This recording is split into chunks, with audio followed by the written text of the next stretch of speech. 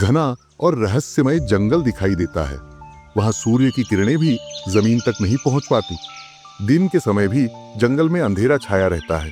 पेड़ इतने ऊंचे हैं कि आकाश जैसे कहीं खो सा जाता है। रात होते ही ये जंगल और भी डरावना और रहस्यमय लगने लगता है। आसपास के गांवों के लोग इस जंगल की एक पुरानी कहानी धीमी आवाज में सुनाते हैं। कहानी के अनुसार जंगल के भीतर एक खोया हुआ शहर छिपा है, जो केवल आधी रात को ठीक 12 बजे कुछ पलों के लिए दिखाई देता है। दिन के समय कोई भी उस शहर को नहीं देख सकता, लेकिन जैसे ही 12 बजते हैं वह शहर चमक उठता है। आरव नाम का एक लड़का रहता है। एक दिन दोपहर के समय आरव अपने घर के सामान के कमरा की सफाई कर रहा होता है। कमरे में धूल होती है, तभी उसकी नजर एक पुराने लकड़ी के बक्से पर पड़ती है, जो बाकी चीजों से बिल्कुल अलग लगता है। उस बक्से पर अजीब से चिन्ह बने होते हैं। वह बक्सा खोलता है और उसी पल उसे एक अजीब सी ठंडक महसूस होती है। बक्से के अंदर एक पुराना नक्शा रखा होता है, जो हल्की सी रोशनी बिखेर रहा होता है। वह तुरंत अपने दोस्तों मीरा और कबीर को बुला लेता है। मीरा ध्यान से नक्शे को देखती है। अचानक उसे एक पुरानी कहानी याद आती है, जिसमें एक ऐसा शहर बताया गया था जो किसी सत्य को छुपाने के लिए बनाया गया था।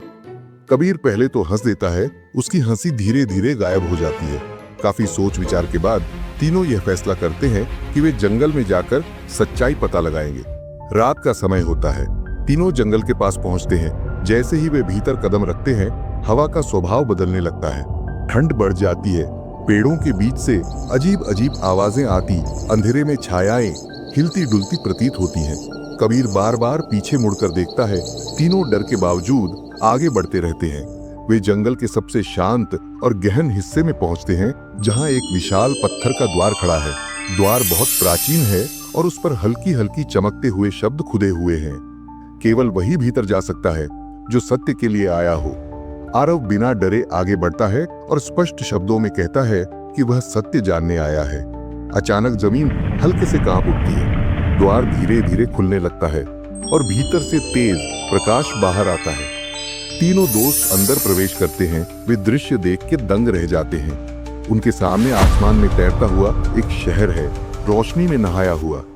ऊंचे ऊंचे शिखर, सुंदर इमारतें। तभी अचानक उनके सामने एक छाया प्रकट होती है। उसकी मौजूदगी ही जैसे एक चेतावनी होती है। वह कहती है, अगर इस नगर का सत्य दुनिया के सामने आ गया तो पूरी दुनिया बदल जाएगी। उसी क्षण आरव के हाथ में रखा मानचित्र जलने लगता है। भूमि कांपने लगती है।